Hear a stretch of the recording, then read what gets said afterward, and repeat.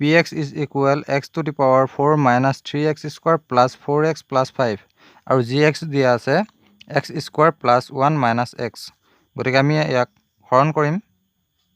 px বহুপদটোক gx এৰে হৰণ কৰিম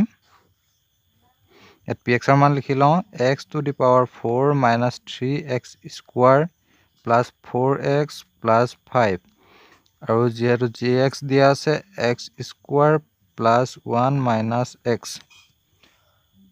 আমি পোনপ্ৰথমতে x square আৰু এফালে আছে x to the power 4 গতিকে x square লগত x square পূৰণ কৰিলে আমি x to the power 4 পাম x square পালো plus x square আৰু minus x পূৰণ কৰিলে minus x cube পাম ইয়াত যেহেতু x cube ৰ মান নাই গতিকে আমি ইয়াক এইফালে হেখলে লিখি দিছো x to the power 3 এতিয়া ইহাতৰ চিন কেইডাল হলনি কৰিম minus plus এতিয়া minus 3x square minus x square অৰ্থাৎ minus 4x square plus 4x plus 5 আৰু ইয়াত plus x cube ইয়াত হৰভুজৰ ঘাত হৈছে 3 গতিকে আমি ইয়াক মিলাই ল'ব লাগিব অৰ্থাৎ আমি পূৰণ কৰিম plus x অৰ্থাৎ x square আৰু x পূৰণ কৰিলে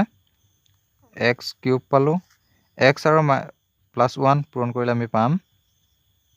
x অৰ্থাৎ ইয়াত লিখিলো x plus x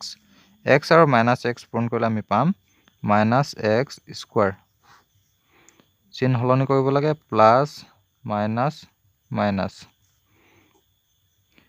minus 4x square plus x square অৰ্থাৎ minus 3x square plus মানে minus অৰ্থাৎ minus 3x plus 5 ইয়াত একো নাই এটো শূন্য এতিয়া ইয়াত আহিলে 3x square আমি পূৰণ কৰিব লাগিব এতিয়া minus 3 আৰু x square পূৰণ কৰিলে minus 3x square minus 3 আৰু 1 পূৰণ কৰিলে আমি পাম minus 3 minus x অৰ্থাৎ plus 3x plus minus plus ইয়াত এটো 0 হৈ গল ইয়াত থাকিলে minus 3x অৰ্থাৎ 6x minus 6x এটো হলে plus 8 ইয়াত যেটো plus 4x আছিল ইয়াত আমি পাম plus 3x আৰু এটো plus আৰু minus হৈ যোৱাৰ লগে এটো 0